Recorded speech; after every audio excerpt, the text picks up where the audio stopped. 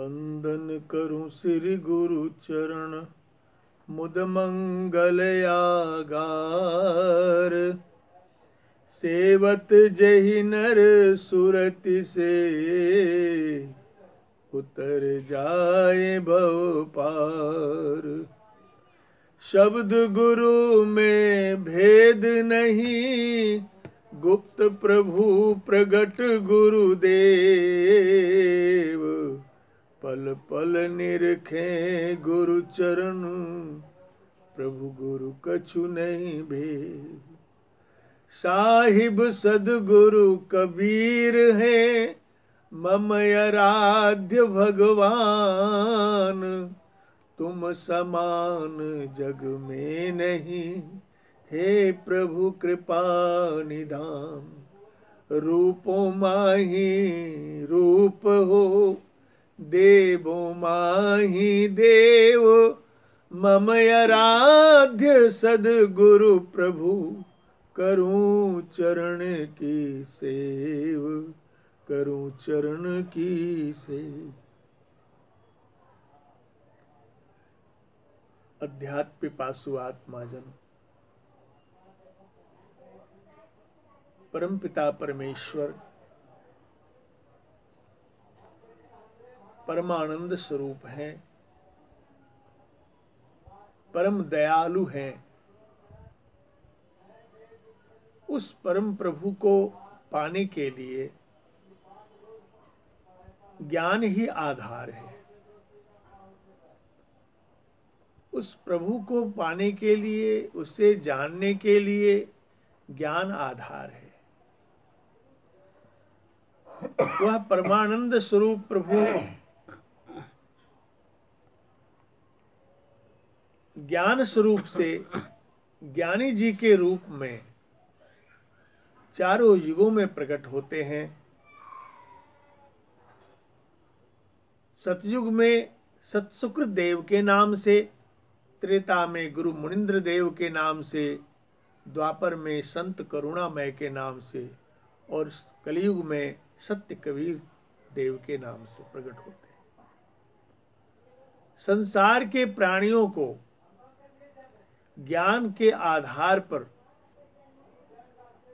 आत्मस्वरूप में स्थित कराकर उस परमपिता परमेश्वर में लीन करा देते हैं, जो परमानंद स्वरूप है।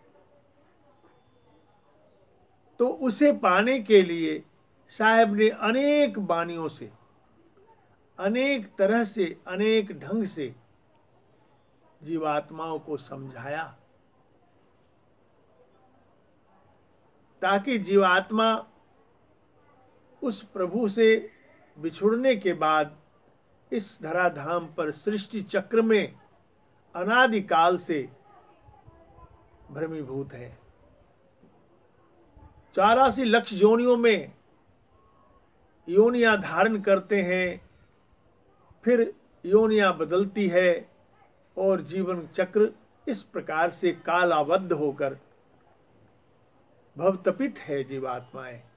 इसलिए इनके त्रेताप दुख से इन्हें बचाने के लिए, संसार के प्राणियों की रक्षा करने के लिए वो सर्वरक्षक दयालु संसार में प्रकट होकर के अपने ज्ञान धारा को स्थित करते हैं। तो साहेब बंदी छोर कबीर जो शब्द सुनाया है, मैं आपसे सुना रहा हूं। भाव को समझेंगे। वह जीवात्माओं को यह भरोसा देते हैं कि तुम्हें प्रभु मिलेंगे, तुम्हें पिया मिलेंगे। कहते हैं साहब, तो को पीब मिलेंगे, घूंघट के पट खोल रे, तो को पीब मिलेंगे। घूंघट के पट खोल रे, तो को पीब मिलेंगे। घट घट में वह साईं रमता, घट घट में वह साईं रमता, कटुक बचन मत बोल रे, तो को पीब मिलेंगे, घूंघट के पट खोल रे, तो को पीब मिलेंगे। धन जो बन का गर्व न कीजे, धन जो बन का गर्व न कीजे, झूठा पचरंग चोल रे, धन जो बन का गर्व न कीजे, झूठा पचरंग चोल रे, तो को पीब मिलेंगे, घूंघट का पट खोल रे, तो को पीब मिलेंगे। शून्य महल में दिया ना बारी ले, शून्य महल में दिया ना बारी ले, आशा से मत डोल रे, शून्य महल में दिया ना बारी ले, आशा से मत डोल रे, तो को पीब मिलेंगे, घूंघट का पट खोल रे, तो को पीब मिलेंगे। जोग जुगती से रंग महल में, जोग जुगती से रंग महल में, पीऊ पायो अनमोल रे, जोग जुगती से रंग महल में, पीऊ पायो अनमोल रे, तो को पीब मिलेंगे, घूंघट का पट खोल रे, तो को पीब मिलेंगे, घूंघट का पट खोल रे, तो को पीब मिलेंगे। कहे कबीर आनंद भयो है, कहे कबीर आनंद भयो है, बाजत अनहद ढोल रे, कहे कबीर आनंद भयो है, बाजत अनहद ढोल रे, तो को पीब मिलेंगे, घूंघट का पट खोल रे, तो को पीब मिलेंगे, घूंघट का पट खोल रे, तो को पीब मिलेंगे। साहेबंदी छोड़ कबीर संसार के प्राणियों को, हम सबों को समझाते हैं कि घूंघट का पट खोल री, तो को पीऊ मिलेंगे, पीऊ अर्थात परमात्मा मिलेंगे। कब? जब घूंघट का पट खुलेगा। घूंघट का पट क्या है? आवरण। घूंघट का अर्थ है आवरण। हम आत्माओं पर जो हंस स्वरूप हैं, उसके ऊपर आवरण पड़ा हुआ है। कैसा आवरण है? सबसे पहले तो देख लीजिए स्थूल का आवरण, हाड़ मांस से बना हुआ यह ढांचा शरीर का, ये पहली आवरण है।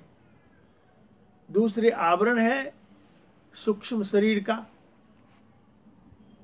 उसके अंतस में कारण शरीर का आवरण है, उसके अंदर महाकारण शरीर का आवरण है, उसके अंदर कैवल्य का आवरण है। इन आवरणों के अंतस में हंस रूपी आत्मा विशुद्ध चेतन स्वरूप से स्थित है, पर वह बंधी हुई है, आवरण से ढके हुए हैं। और वह परमपिता परमात्मा ऐसे हैं जो सर्वव्यापक हैं, आपकी आत्मा के अंतस में भी हैं और सर्वत्र व्यापक है। उसे कोई, उस प्रभु को कोई ढक नहीं सकता, सब जगह है ही है। लेकिन उस प्रभु को पाने के लिए अपने इन आवरणों को हटाकर अंतस में प्रवेश करना पड़ेगा। इसलिए साहब ने कहा, घूंघट का पट खोल री तो को पीयू मिलेंगे। तेरा प्रभु, तेरा पिया, तेरा पीयू, तेरा मालिक तेरे अंदर है, वह इन पट को खोलने के बाद ही मिलेगा। क्यों? कि वह आप भी चेतन है, सत्य है, चेतन है, पर आनंद स्वरूप नहीं है। और वह परमपिता परमेश्वर जो सर्वव्यापक है, वह सत्य भी है, चेतन भी है और परम आनंद स्वरूप है। उससे बिछुड़ने के बाद आत्माएं प्रकृतिगत हो गई, प्रकृति में इनके विषयों के व्यापार में फंस गए। उसी को साहब कहते हैं कि घूंघट का पट खोल रीतों को भी मिलेंगे। तुम अपने पट को खोलो। तेरे प्रभु तो तेरे ही अंदर हैं, लेकिन तुम्हारा चित्त भ्रंश हो गया है, तुम संसार की ओर दौड़ रहे हो, देख रहे हो। कहते हैं साहब दूसरे पंक्ति में कि घट घट में वह साईं रमता, कटुक वचन मत बोल रीतों को पीऊ मिलेंगे। सभी के घट में परमात्मा जैसे आपके घट में बैठे हैं, आपके आत्मा के अंतर में अंतरात्मा रूप से विराजमान है, वैसे सबके घट में, घट माने शरीर, सबके शरीर के अंतस में, आत्मा के अंतस में परमात्मा विराजमान है। तो इसलिए साहब कहते हैं, घट घट में वह साईं रमता, कटुक वचन मत बोल रे। कटु वचन मत बोलो, किसी को ठेस ना पहुंचाओ, किसी को दुख ना पहुंचाओ। अगर तुझे प्रभु से मिलना है तो किसी को दुख मत दो, किसी को ठोकरे न दो, कटुक वचन बोलो ही ना। अगर प्रभु से मिलना है, परमानंदमय होना है तो साहब कहते हैं तीसरे पंक्ति में, धन जौवन का गर्व न कीजिए, धन जौवन का गर्व न कीजिए, झूठा पचरंग चोल रीतों को पीऊ मिलेंगे। ये 5 रंग का जो चोला है, जो आकाश, वायु, अग्नि, जल, मिट्टी से बना हुआ 5 तत्व का यह चोला जो है, 5 रंगों का, ये पचरंग चोला जो है झूठा है। झूठा पचरंग चोल रे तो को पीऊ मिलेंगे। धारस देते हैं, हिम्मत देते हैं साहब कि तुम्हें प्रभु मिलेंगे, ये इसको झूठा जानो। कहते सुन्न महल में दिया ना वारी ले, आशा से मत डोल रही तो को पीऊ मिलेंगे। आसरा मत छोड़ो कि परमात्मा हमें नहीं मिलेंगे, निश्चित मिलेंगे। साहब ऐसा भरोसा देते हैं, वह परमात्मा तुम्हें मिलेंगे, आशा से मत डोल रे। आसरा छोड़कर निराश मत हो। कहते हैं शून्य महल में दिया ना बार ले, जहां गुरु मंडल है, जहां गुरु लक्ष्य देते हैं, इस जगह, उस शून्य जगह में आप लक्षित हो गुरु के शब्द से, साहिब के शब्द से, वहां लक्षित होकर के ध्यान करो, याद करो, तो वहां दीपक बरेगा। वही कहते प्रकाश, दीपक बनने का मतलब प्रकाश प्रज्वलित होगा। शून्य महल में दिया ना बार ले, वहां दीपक जलाओ, ज्ञान का प्रकाश, ज्ञान की नाम का तेल, सुरति की बातें, ब्रह्म अग्नि उद्गार उड़े। नाम का तेल जलाओ और सुरत का बाती लगाओ। सुरत माने ख्याल, याद। जहां गुरुमंडल बताया गुरु ने, वहां पर आप ध्यान करें। तो सुन्न महल में दिया ना बार ले, आशा से मत डोल री तो को पीऊ मिलेंगे। हे प्यारे, आशा से मत डोलो, वो परमात्मा मिलेंगे, निश्चित समय से मिलेंगे, लेकिन जतन से मिलेंगे। आगे कहते हैं साहब, जोग जुगत से रंग महल में पीऊ पायो अनमोल रे। योग युक्ति से, जोग जुगत से रंग महल में। रंग महल कहां है? जहां गुरु मंडल है वह रंग महल है। रंग महल में, जोग जुगत से रंग महल में पीऊ पायो अनमोल रे। उस रंग महल में पीऊ को, प्रभु को पाओगे जोग युक्ति से। जोग युक्ति क्या है? जो गुरु ने युक्ति बताई है, जो मार्गदर्शन किया है कि इस जगह आप देखें, चिंतन करें, अनुभव करें। आगे कहते हैं, कहे कबीर आनंद भयो है। तो जब वहां प्रभु मिलेंगे तो आनंद उमड़ जाएगा। कहे कबीर आनंद भयो है, बाजत अनहद ढोल रे तो को पीऊ मिलेंगे। अनहद ढोल नीचे बजेगा। जैसे आप देखे हैं, दुल्हा दुल्हन मिल जाते हैं, दरवाजे पर बधाइयां बजती। बारात गए हो किसी की, जब दरवाजे पर बारात लग जाती है और दूल्हे को भीतर लिया जाता है, कोभर में बिठाते हैं, तो बाहर बधाइयां तो बजती है, वहां मिल जाते हैं एक दूसरे से, दो आत्माओं का मिलन हो जाता है। उसी तरह से साहब कहते हैं कि बधाइयां, जो अनहद बधाइयां, अनहद ढोल जो बजेगा, ये बाहर बजेगा, आप अनहद से आगे निकल जाएंगे। अनहद में बहुत सारे लोग फंस जाते हैं, साधक फंसते हैं, शब्दों के जुमार में फंस जाते हैं। फंसना नहीं है तो बधाइयां हैं, आप जाएंगे। प्राणों के संघर्षण में शब्द होते हैं, झांझ, डप, मुरली, किंकिन, सनाई आदियां बजती है, लेकिन सब तो प्राणों के संघर्षण से आवाज होती है। लेकिन आपकी चेतना तो आगे निकल रही है, सुरति निज देश को जा रही है। इसलिए योग युक्ति से रंग महल में पी पायो अनमोल रे तो को पीऊ मिलेंगे। साहब कहते हैं कि योग युक्ति से मिलेगा, ऐसे नहीं मिलेगा। युक्ति से ही मिलता है, हर कार्य युक्ति से होता है। इसलिए आप सबों से अनुरोध है कि भजन करें, जो गुरुजी बताए हैं वो ध्यान साधना में समय दें, थोड़ा समय दें, ज्यादा समय नहीं। धीरे धीरे रेमना, धीरे सब कुछ होए, माली सींचे 100 घड़ा, ऋतु आए फल हो। कैसी बात कही साहब ने, धीरे धीरे रेमना, थोड़ा थोड़ा ही करें, जल्दीबाजी करने की क्या जरूरत है। धीरे धीरे, समय से ऋतु आने के बाद, समय आने पर पौधे में फल लग जाएंगे, फूल आ जाएंगे, लेकिन थोड़ा थोड़ा ही करते जाइए, लेकिन करिए, छूटे नहीं।